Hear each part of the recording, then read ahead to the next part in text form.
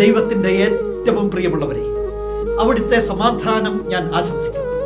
ഇന്ന് കർത്താവ് നമുക്ക് നൽകുന്ന ദൂത് അപ്പസ്തോല പ്രവർത്തനങ്ങൾ 27-25. അതിനാൽ ജനങ്ങളെ, നിങ്ങൾ ധൈര്യമായിരിക്കുവിൻ. എന്നോട് പറഞ്ഞതെല്ലാം അതുപോലെ സംഭവിക്കും എന്ന് എൻ്റെ ദൈവത്തിൽ ഞാൻ വിശ്വസിക്കുന്നു. പൗലോസ്ലിഹായുടെ വാക്കുകളാ. നിങ്ങൾ ധൈര്യമായിരിക്കണം, ദൈവത്തിൽ വിശ്വസിക്കുകയും വേണം. ഈ വിഷമങ്ങളൊക്കെ മാറി സന്തോഷമാകും. ഈ രോഗങ്ങളൊക്കെ മാറി സൗഖ്യമാകും.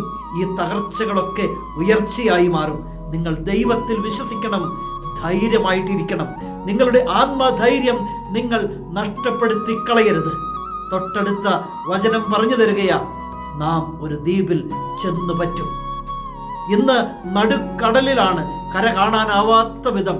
അപ്പോഴും സെന്റ് പോൾ പറയുകയാണ്, നാം ഒരു ദ്വീപിൽ ചെന്നു പറ്റും. അതാണ് വിശ്വാസം, അതാണ് ആത്മധൈര്യം. അങ്ങനെ ആയിരിക്കണം.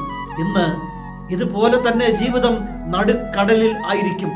കര കാണാൻ പറ്റാത്ത വിധം പലവിധ പ്രശ്നങ്ങളാൽ എങ്ങനെ മുന്നോട്ട് പോകണം എന്നറിയില്ല. അപ്പോഴും ദൈവത്തിൽ വിശ്വസിക്കുക, ധൈര്യമായിരിക്കുക. അവിടുന്ന് മറന്നു കളയില്ല. അവിടുന്ന് രക്ഷിക്കും. അവിടുന്ന് ലക്ഷ്യസ്ഥാനത്ത് എത്തിക്കും. കരുണാമയനായ ദൈവം നമ്മെ എല്ലാവരെയും സമൃദ്ധിയായി അനുഗ്രഹിക്കട്ടെ.